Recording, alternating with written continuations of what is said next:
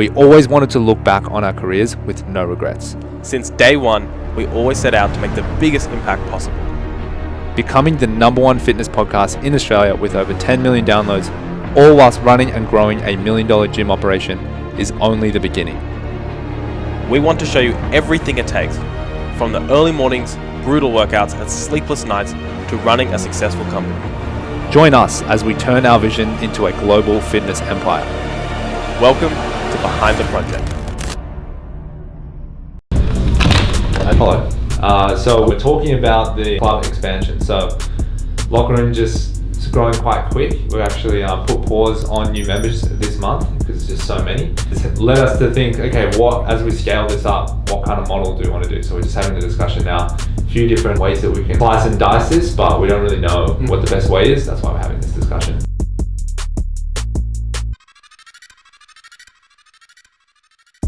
Yeah, well, I think one thing we realised, because we've done this for ages, is that once you get this going really, really well, unless you decide you want to do this forever, you want to do something bigger.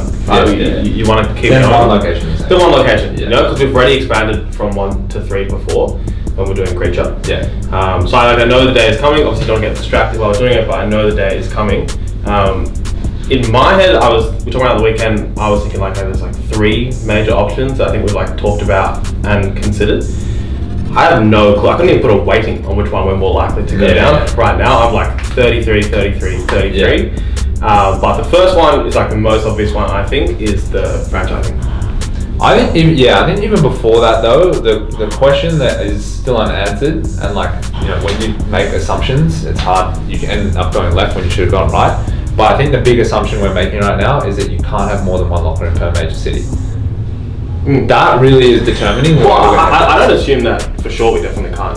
I know, but that's kind of, I guess, maybe. But we did think that. Yeah. We did think that. We did think like you couldn't have more than 1. I guess the reasoning I thought was like, because it's such a specific type of person that you need for maybe it. the market's not big enough. Not big enough? Yeah, big enough. And then also I guess we just looked at some other gyms and like, we noticed that they're in like 1 in each major city. Yeah. But I think having done it, now I realise that, and this is so common, there's more people than you think.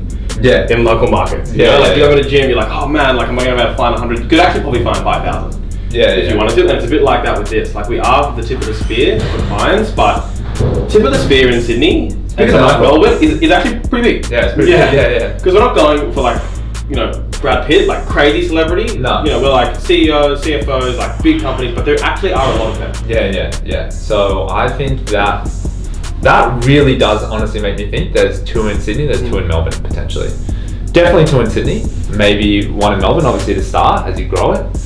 I feel now, and I don't know Melbourne that well, but I feel like there's no reason why you couldn't have 2. Particularly because the gyms aren't very big. Yeah. You don't have 800 members. No. You know, it's probably 100. It might spill over slightly more than 100 on the books, but they're not big unless we start changing the size of the gym, which I don't think we are. Yeah. Into some huge gym. Maybe slightly bigger. Like maybe the next one's 200.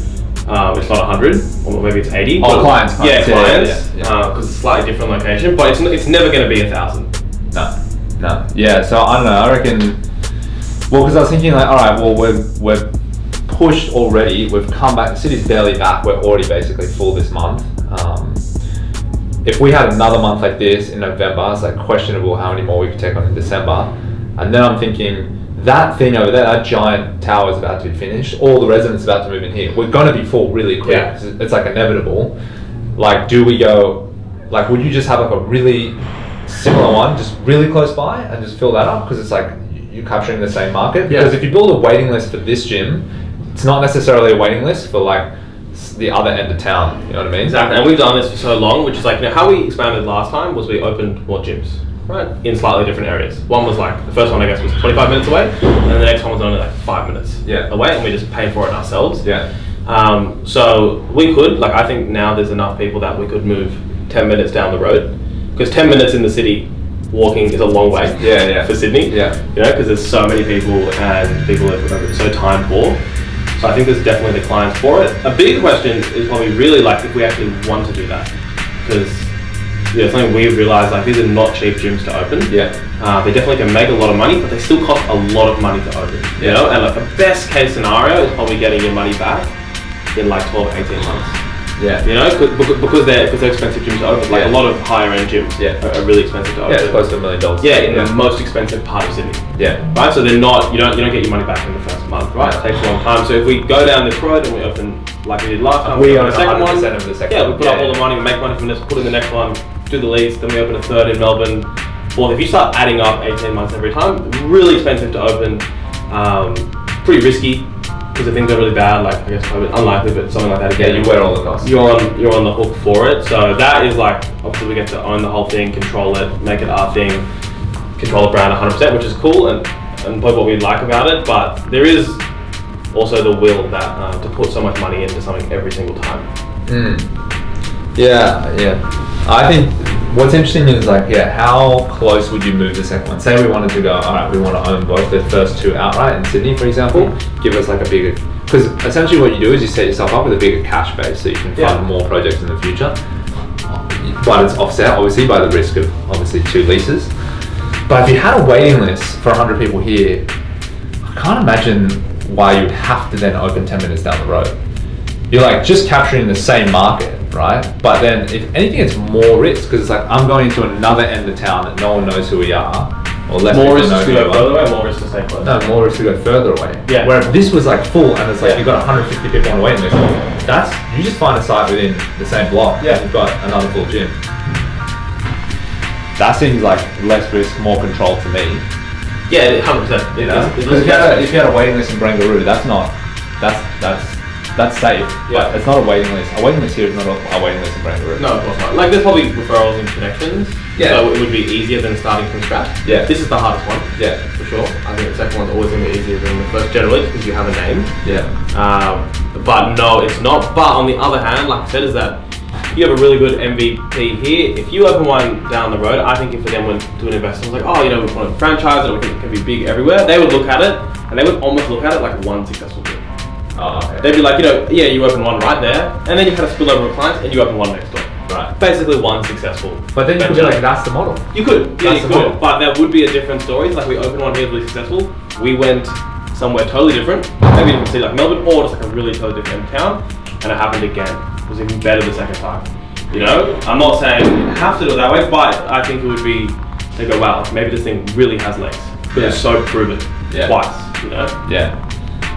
There's so many ways it could be done. Anyway, so you look into franchising. My only issue with franchising is one, you need lots of them. Yeah. So obviously that's one thing. So it's not like we can't have lots, but it just means overseas expansion becomes a much shorter timeline. It's like, all right, cool, Asia, US, Europe, that all becomes like one kind of foul swoop. You move pretty quickly there just because you need the volume. You can't be like, all right, cool, we'll have 200 sites in Australia and then we'll have a nice base to move overseas. It's like, cool, you've got 4 or 5 here, let's go overseas. Like it's happening pretty quick. So that's the only thing with franchising, which probably as well as like, you need a lot. I think we've realized, and that means that like it has to expand a lot. It probably also means it's not a bad thing, but we would be starting from zero again. You know, we're like experienced promoters, so we're like growing this. So we opened a second or a third one ourselves. We would just be like growing our existing business, right? Continuing to make money, doing something we know, and like improving at it. Whereas I would look at franchising, be like, okay, starting basically a brand new business. Yeah. Where now I'm like no longer selling gym memberships, or my coach is no longer selling gym memberships. I'm now trying to sell franchises, which are like, maybe they go from 10 grand gym membership to $150,000 franchise agreement. Yeah. But it's like starting again. Yeah. And I'm sure probably I think most franchises would lose money 100% in the first year. That's why you get investment. Yeah, you get investment, right? But it would be starting from ground zero again, which is not a bad thing, but it would be like a new business again. It would just be a reality that would have to face, which would be like, we're going from a new business to another new business, and one that we're not as experienced in. Best experience we've really got is that we've owned licenses for like 5 years. Like we own CrossFit gyms. For a long time, which I know is not a franchise, but it's a license. Is that what you're thinking then, a license? Well, it's just another possibility. Yeah, and I think what I like about the license was, I guess I enjoyed it as actually getting a license, because then we could put our own flavour on the gyms. Was it the best thing for CrossFit? I don't know. It was pretty good for CrossFit because they opened so fucking many of them. So many CrossFits, because it was faster than a franchise. Way faster. Way faster. They still have so many. Yeah. Because like it was probably $5,000 a year for each license. We could have 3 for less than $15,000. But people go rogue in license. They got completely rogue, right? CrossFit was rogue. It doesn't have to be as rogue, I think, as CrossFit. Because CrossFit was like, go crazy.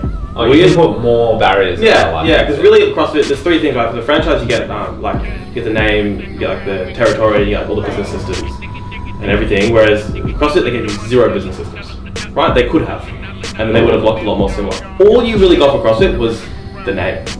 Yeah. No training, no anything. When I was thinking I wonder how different it would be if it was a license, didn't have all the regulation and really strict rules of a franchise, but it was more like, here's how you run it. Yeah. You know? Why would you name? Here's that. You're fearful of the franchise because it's a brand new entity, whereas licensing to you doesn't feel as. No, it feels the same. No, it was still brand new. Still brand new business, 100%. Okay. Not solving that problem whatsoever. Yeah. The difference would be is you could grow way faster. Yeah. And the relationship between you and the guy taking the license would be quite different. Yeah. You get a different breed of person. Not somebody that's like, I just want to own a franchise, like turnkey thing that like Well, you can McDonald's. still choose that person though. You could, yeah, but the proposition would be different. It would be like, hey, here's your opportunity to get into business. We think this is an awesome business, and you could spread it much wider. You could give locker room training to much more people. I've also seen other people start with a license, which is less expensive, and then go to a franchise.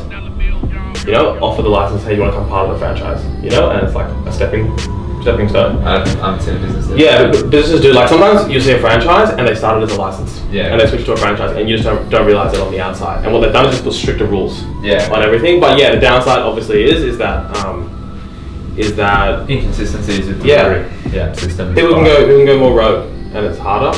And it would be harder to sell it to somebody because they would look at it like, oh, all these people have gone rogue on your thing. And you'd make less money, right? You can't charge so much for a license as a franchise. No, but you'd make more money more quickly. Why? Because we spend so much money setting up the franchise. I know it's like cheaper than America, but there'd be like HQ all business. the legals, there'd be like so much control, all this stuff with the franchise. If it was licensed, you would just start selling licenses. And you could be made super profitable in the So could you potentially sell 10 licenses, set your franchise up with that money, and then set the and then roll everyone into a franchise after? You just couldn't force them. Yeah, okay. Unless you put that in the agreement, but it'd be different. But you couldn't force it, but then you could start offering franchises. And that's why CrossFit was so successful too. I remember that time when I was in Germany and like Dave Crafton rolled up, they were rolling up like limousines and shit. They were balling out, and they were selling licenses. And I know training and HQ shit, but they were just selling licenses like. Yeah, but they had the crazy volume, but that's not the model. Crazy volume. Yeah, I know. But the license fee would be different. Yeah. Theirs was low end, ours would be the very high end. But yeah, is there a big well-known business that uses licenses that delivers to a similar market as us? Well, I know that I saw this one that has just come to Sydney. They've opened one in Alexandria. Actually, can't get the name. We can put it in later. And they do like cycle, they do boxing. It's still cheaper group memberships, but it's like higher end. Probably not quite a Barry's. Probably like maybe in between an F45 and a Barry's. Would a license be like a Mercedes dealership, for example? Are they like a license? Yeah, it's like a license. So it's like all the dealerships are Mercedes dealerships, but they're all run slightly different, but they. Exactly, yeah, and I saw that one coming here. I was like, oh, it must be like a new franchise, and they're like, oh no, like we're a license, but it's really similar to a franchise. But it meant that I think that's why they're able to start selling these things way quicker. And you like it more because obviously, you lose some control and consistency in the product delivery, but you like it because you get more money sooner. Yeah, I don't know if I like it more, but it's like it sounds like you like it more. It's just an option. Yeah, sounds like that. Yeah, but potentially. Also, just because like with the franchise. I guess maybe just it depends on the type of person, but it's a different type of person often buying those franchises to buy licenses. We were the type of person that really enjoyed a license. Yeah. Entrepreneurial type people, you might get more of them. Yeah. But I'm open to both, I don't have a side, I'm just curious. Yeah. And then one other we did talk about, we kind of already do it, but is like just adding more virtual. Yeah. Instead of, it doesn't rule out opening more gyms, but there's no reason why we couldn't 10 times the business just staying here and adding virtual training. Yeah, but it feels like virtual training could go along with the gyms anyway, because the gyms create your brand for you, they give you more on the ground presence, and the app could kind of leverage what we do in the gyms, but offer it to the public more. Yeah, there's options. Yeah, it definitely could. I mean, we love the podcast. It's basically all virtual. It's just obviously when you go virtual, you're up against all competitors. Which is why you'd almost just start with it with your own clients. Just offer it to your own clients, and then as you kind of test it and retest it and make it really good, then you can roll it out to the other franchises or the licenses or whatever, and then publicly if it makes sense. Yeah, exactly. And then I think what I realized with the online stuff, because we've like dabbled in it, is that like now the bar is so high. Yeah. It's not even like getting into online is any cheaper than it's probably more expensive. Yeah. Because the quality of the apps and everything is like so high now that that's still going to be an enormous investment. Yeah. Because it's got to be like top end.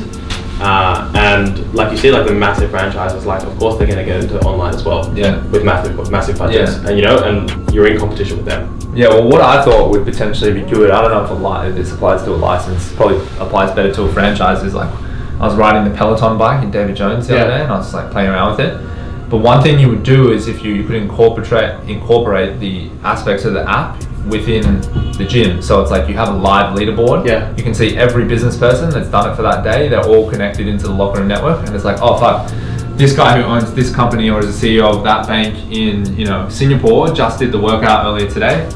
All the guys in Australia did it obviously before the Singapore guys, and like fuck, he put up 800 calories on the bike, and look at his Whoop score and this and that, all that data, and they got these live leaderboards they can go compete against. And then they go compete in the cardio against other Locker Room CEOs and stuff. Yeah, it's sick. And what's so good about that is that like the more you add, the more value you add to the online. Because when there's like 10 guys on that leaderboard, it sucks. Yeah. Right? When there's like 300, it's getting awesome. Yeah. Every person you add, it gets more and more. Yeah. Awesome. And then the best part is like I could imagine, say like you go to someone's doing a deal in New York or whatever, they go to Locker Room New York and they say like, oh fuck, you're fucking this guy, you're Andrew Herman, I always see you in Locker Room Sydney, you're always first leaderboard. Oh, you're Josh Thompson, from whatever, Zurich International, New York, and it's like, fuck, you're always top of the leaderboard, bro, we should do a workout together. Which CrossFit did, right? CrossFit did it like sick.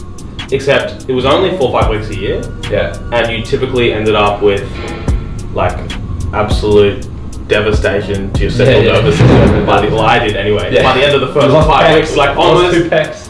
Almost could not continue year after year outside of like ending up in tears by the end of the 5 weeks. Like everyone was over by then. Wouldn't do it like that. But they did do that, and it was awesome.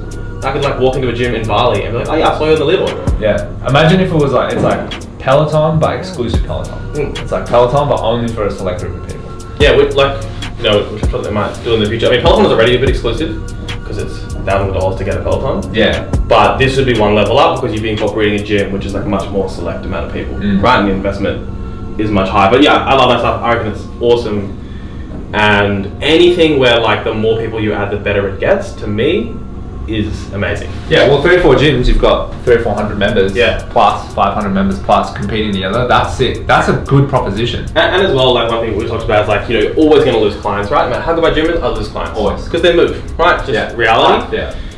But you got to have a think, legacy locker room clients are included. Yeah. And I might have 100 clients at Locker Room. If I've been open 5 years, I've probably got 700 clients X, or maybe 300 clients X, depending on where the gym is. Yeah. So if you included that, it would be even bigger than what you said. Yeah, and probably the one thing I think would be the most exciting part, or one of the most exciting aspects of and just to wrap here, of the app would be, you do the Peloton, you do all this other online stuff, right? Unless, not even in the center app, you don't even get much Chris Hemsworth, but if you had like, hey guys, we've got, I guess that's as good as that's crazy, bro. You've got Mark Wahlberg, you've got David Beckham doing F45 and stuff. I don't know if they're on the app doing virtual sessions, but say you bring in a name like that. They're on the screen, right, when you come in. But yeah, like they're probably they're not on the leaderboard. Maybe they are. No, but I was more saying like you could do a class that was led by, or a session led by, and like insert some business celebrity. Like Jeff Bezos. he seems pretty good. No, it's true though. Yeah, on the leaderboard. And I think if you're going after that clientele, like it's a proposition that probably doesn't come across their desk that often. Be involved in a fitness thing. Yeah. For business people. Yeah. Whereas if you're trying to get like David Beckham's desk, like a photographer. Everyone goes after the celebrity. So you got to pay a fortune, right? And he's a fitness celebrity. Yeah. Really, like sports celebrity. And Michael Berg's basically the same, right? Like a fitness sports celebrity. But yeah, getting people that have never been offered something in fitness their whole life. Yeah. I think is really cool. That's kind of where it's going, right? Like I saw a comedian called Kevin Hart, right? Like he's like a Nike sponsored athlete. I don't remember ever like non-athletes being Nike sponsored. No. Athletes. Yeah, not really. Yeah. Because it's like a new trend, which is sick. Like people want to see like, Jeff Bezos' workout. Yeah. That's sick. Lots of stuff to come, lots of ideas. Hopefully that was insightful for you guys at home. Don't bother trying to keep up because we're way ahead of you. Alright, thank you for watching this week's vlog. It was a good discussion to kind of wrap everything up and see out the end of the year. We're coming to the end of this season, so make sure if you haven't yet, go and watch everything that you've missed. And don't forget to like and comment, it helps obviously with the algorithm, and if you subscribe, you will never miss an episode.